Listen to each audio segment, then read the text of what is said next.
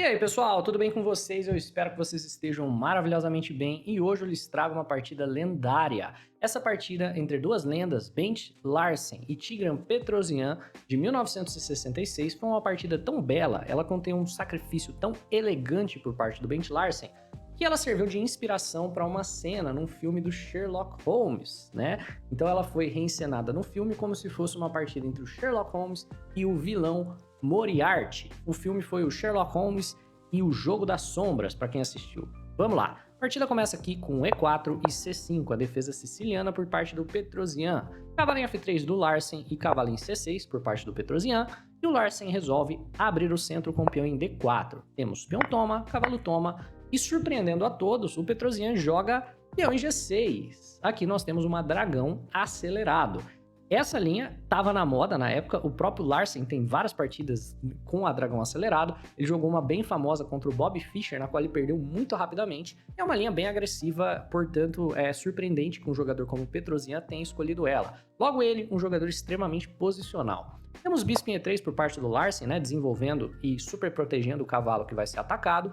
Bispo em G7 ameaça o cavalo e C4 é jogado. C4 é conhecido como a variante Maroxy da dragão acelerado. A ideia é controlar muito bem o centro e impedir que o jogador de pretas consiga jogar D5, que é um lance que geralmente basicamente libera a posição das pretas, né? Pretas aqui tem que tomar muito cuidado com o seu próprio desenvolvimento por conta da falta de espaço, né? Então, cavalo em F6 vem com tempo no peão de E4, cavalo em C3 defende o peão e o Petrosian já começa a trocar peças aqui com lances interessantes. Ele joga a linha de cavalo em G4, que é pouco jogado hoje em dia. A ideia do cavalo em G4 é cutucar o bispo da casa de E3, certo? Então a gente quer que esse bispo saia daqui. Problema, se o bispo sair, o cavalo cai. Então você é basicamente obrigado de brancas a capturar esse cavalo. E aí você pensa, nossa, você tem que tomar uma peça de graça. Que problemão, hein, que o jogador de brancas está enfrentando. Mas a questão é que cai o cavalo de D4, porque a dama estava protegendo aquele cavalo também. Então, dessa maneira, o controle central das brancas se torna um pouco menos acentuado. É uma peça a menos que o jogador de brancas tem no centro do tabuleiro e o jogador de pretas consegue aliviar a pressão. Próximo lance das pretas certamente vai ser o lance D5 com o tempo na dama, portanto o Larsen volta a sua dama ameaçando o cavalo. Não pense que bispo toma cavalo seria um lance interessante, nós precisamos preservar esse bispo porque ele é uma peça-chave do ataque das brancas que vão no futuro alinhar a dama atrás do bispo e tentar trocar o bispo do fianqueto. É o plano padrão para a gente lidar com a siciliana dragão. 99% das dragões, o jogador de brancas tenta trocar esse bispo que é muito forte, está ameaçando o cavalo, o peão e a torre ao longo dessa diagonal. Então, o cavalo vai para a casa de E6 por parte do Petrosian. Eu sei, é um lance estranho, cavalo em E6 não é o que se espera, mas a ideia é que aqui na casa de E6 esse cavalo tem acesso à casa de C5, e aí ele vai ficar pressionando o peão de E4. Então, dama em D2, D6, olha só, já prepara cavalo em C5 no futuro, bispo em E2 preparando o roque e bispo em D7 preparando o bispo em C6. Então a nossa ideia vai ser pressionar esse peãozinho de E4 e ver se a gente consegue forçar o jogador de brancas a gerar algumas fraquezas posicionais ao longo do caminho, talvez um F3 por parte das brancas, né, e vão fazer o roque curto.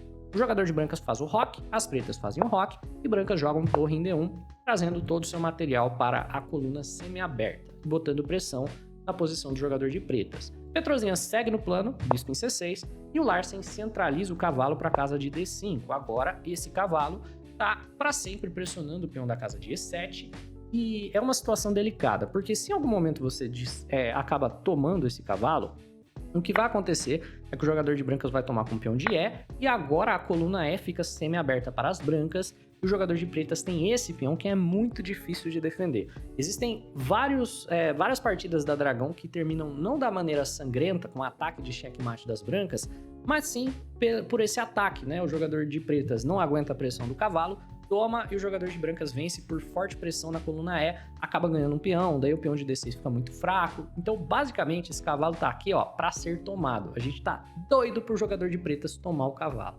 O jogador de pretas toma o cavalo? Não, o jogador de pretas joga a torre em E8 e defende o peão que o cavalo tá ameaçando, liberando a saída da dama de D8. Nessa posição, aqui o Bent Larsen vai para o plano típico da siciliana dragão.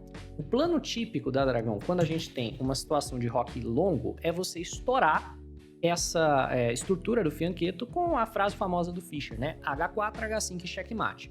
Quando você fez o rock curto, H4, H5 checkmate tem um belo problema, né? Você joga o H4, você joga o H5 e quem leva checkmate é você, porque o seu rei também tá na ala do rei. Então esse lance apenas expõe o seu rei, não tem uma torre na casa de H1, o plano não faz sentido. O plano da dragão, quando a gente faz rock longo, é F4 e F5, para a gente poder envolver a torre no ataque e também poder quebrar essa estrutura do fianqueto. Então o Larsen joga F4. Antecipando o F5, o Petrosian joga cavalo em C7. É um lance interessante, né? O cavalo aqui tem a possibilidade de, no futuro, se trocar pelo cavalo do jogador de brancas, se por um acaso a pressão das brancas for demais, mas aqui ele também tem a opção de ainda voltar para E6, ou se não vir para a casa de C5 por essa rota, que é o que acaba acontecendo no jogo. O mais preciso por parte do Petrosian teria sido o cavalo em C5 imediatamente, que ameaça o peão da casa de E4.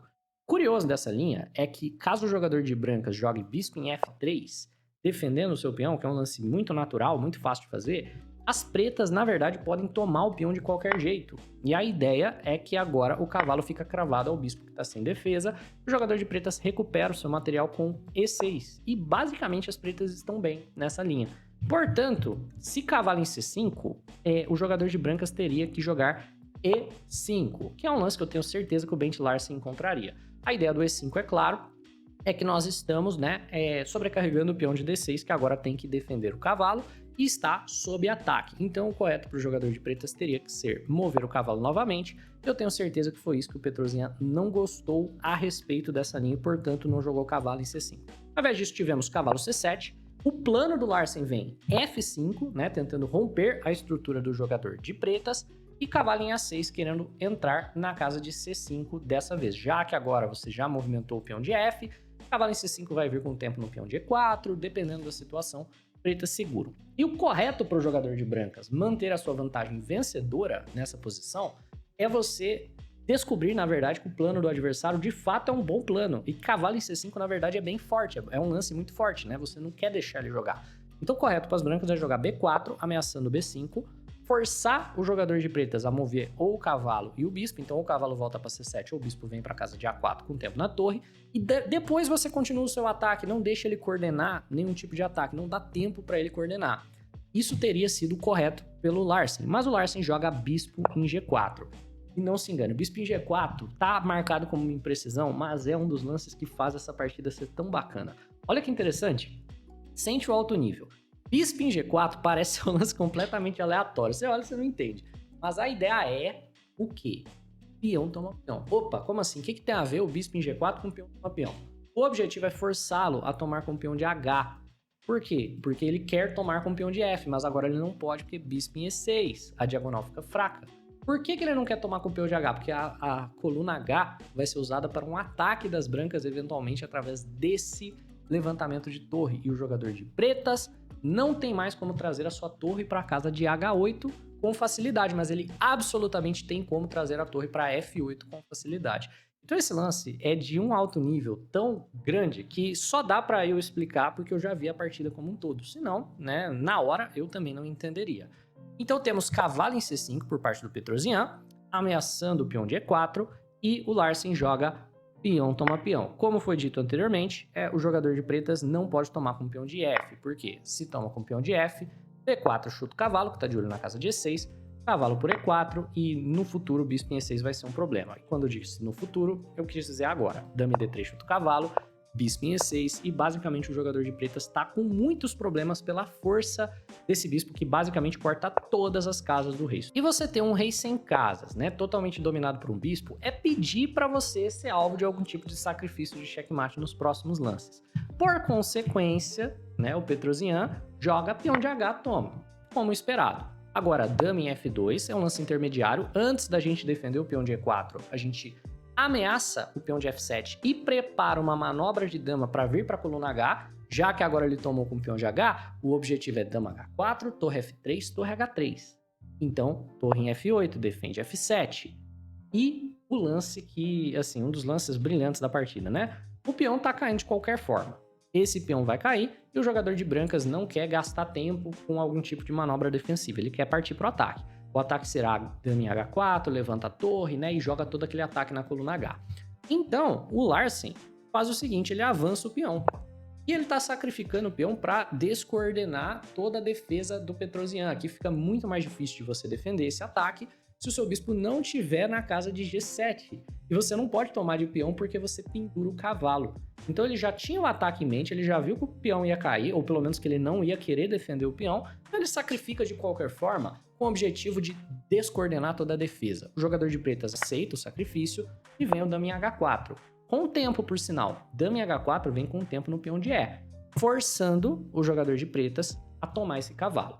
Que também é um lance que o jogador de brancas aproveita, porque ó, bispo por cavalo é basicamente um levantamento de torre gratuito. Vem numa recaptura, basicamente você não perdeu tempo para fazer, um lance que você já adoraria fazer de qualquer forma. E agora o Petrosian joga o lance defensivo correto, que é dificílimo de jogar aqui, cavalo em E6. Nossa, cavalo em E6 é um lance difícil. Qual que é o objetivo de cavalo em E6, você imagina, né? Cavalo em E6 é para o cavalo vir para a casa de G7. É isso aí, porque o cavalo na casa de G7 vai apoiar algumas casas para esse rei escapar. Apoia um futuro F5, né? É um lance super difícil de encontrar. E agora temos torre em F3. Lance que mata o restante da partida aqui por parte do Larsen, porque é muito difícil de defender. Vamos lá, pause o vídeo e tente encontrar o recurso defensivo que o jogador de pretas deveria ter para conseguir empatar. Essa é uma posição empatada se pretas jogarem bem, só que é muito difícil de jogar de pretas. Muito difícil. Se você disse que o recurso defensivo, eu te contei qual era, né? Cavalo em G7 funciona? Meus parabéns, funciona mesmo, mas só se você encontrar o restante da sequência. Torre em H3, e agora você faz o quê? Você deixa dama em H7 vir. Joga o F5 com o tempo no bispo. E, curiosamente, o melhor lance que o jogador de brancas tem acesso é dama em H7. Para esse rei não escapar, você joga a torre em H6. Sacrifica o bispo pelo peão. Então, ó, peão toma, dama toma e não, pretas não levam checkmate. Em G8 e não tem absolutamente nada nesse ataque para o jogador de brancas. A única coisa que temos é dama em H7, dama G6 como uma maneira de empatar com cheques perpétuos. Não tem nada melhor para as brancas fazerem. O Petrosian, no entanto, apesar de ser um gênio defensivo, né, também é um cara que é capaz de cometer erros. Então ele defende com um lance mais natural. Primeiro, para ganhar um tempinho na dama, ele joga bispo em F6. É um lance extremamente natural, certo? É o lance que perde a partida. Dama vai para a casa de H6. O bispo vai para a casa de G7 e estamos esperando uma repetição de lances, né? Então, dama na casa de H4, bispo na casa de F6, dama na casa de H6, algum tipo de repetição aqui, provavelmente é o que o Petrosian esperava. Nessa posição, o que foi jogado é estupendo. Então, eu peço que você novamente pause o vídeo e eu peço que você tente encontrar o lance que é de uma elegância tão fina que acabou virando lance de filme. O lance que foi jogado foi dama por G6. É uma dama por um peão em um forte ataque que vai seguir, né, de maneira incrível. Vamos lá. Primeiramente, vamos ver a continuação do filme do Sherlock Holmes. No filme, o Sherlock joga esse lance e o Moriarty fala que ele tá ganho, porque parece que o Sherlock perdeu a sua peça mais poderosa. I think you've just lost your most valuable piece. A winning strategy sometimes necessitates sacrifice. Aqui, é claro, o Moriarty toma a dama e temos bispo toma cavalo, o objetivo do ataque, certo? O rei vai para a casa de H7, que é um lance natural, e o Sherlock fala a sequência, né? O Moriarty acredita que tá ganho, ele não consegue encontrar a sequência de checkmate, mas o Sherlock continua o ataque de maneira natural. Torre em H3 cheque, bispo em H6 defende Moriarty. Não torre toma bispo, por sinal, né? Torre toma bispo é o lance que não permite uma continuação do ataque, teríamos rei em G7, mas sim bispo toma bispo, ameaçando bispo toma torre, um lance que viria inclusive com checkmate, né? Então bispo toma torre seria checkmate, portanto torre em F5, permitindo que, caso bispo na casa de F8, torre em H5 defenda. Portanto, quando vem torre em F5, temos torre por torre, certo? Peão toma, bispo em F7, que é um lance extremamente maléfico. Por quê? Tá cortando essas casas do rei, tá terminando a rede de checkmate. Bispo em F8 checkmate agora vem de maneira imparável. Moriarty joga dama B6 cheque em H1, dama por peão, né, esperando algum tipo de checkmate em 1, e obviamente bispo em F8 checkmate. Essa é a sequência do filme e é muito provavelmente o que poderia ter acontecido caso o Petrosian tivesse aceitado o sacrifício de dama. Mas antes, Petrosian joga cavalo em F4. Nessa posição, você pode ter certeza, o Petrosian já sabe que tá perdido, né? Torre toma cavalo, peão toma dama aceitando. Então a ideia dele é o quê? Ah, já que eu vou perder o cavalo de qualquer forma, pelo menos eu vou descoordenar um pouco a sua posição, né? Então torre toma, o bispo entra com cheque, ele bloqueia de torre, né? Se rei na casa de H7, a gente teria mais ou menos a mesma sequência com torre em H4, certo? Mais ou menos a mesma coisa que aconteceu no filme. Então ele bloqueia de torre, torre toma torre, preparando um cheque descoberto. E nessa posição, como o Petrosian acabou entregando uma torre e um cavalo para parar o ataque, o material não está nem tão desigual. O Larsen está, na verdade, com apenas um ponto de material a menos e um ataque de checkmate. Rei em H8 tenta o Petrosian, sob a justificativa de que não tem torre em H5 cheque. Então, como as brancas continuam checkmate, um simples e elegante torre na casa de G5. Não é porque eu não tenho torre em H5 agora que a torre não pode ir para a coluna H. Eu vou simplesmente manobrar a torre para G3 e H3. Então, B5, lance aleatório por parte do Petrosian. É bem aleatório mesmo, eu não vejo porque ele jogou. Torre em H3 por parte do Larsen, G3, perdão, preparando torre em H3. E é nessa posição, no lance de número 30, que Tigran Petrosian abandona uma das partidas mais belas que eu já vi em toda a minha vida e definitivamente uma das minhas preferidas. É isso, pessoal. Eu espero que você tenha encontrado a sequência. Eu espero que você tenha achado tão lindo quanto eu achei. Um abraço e até a próxima.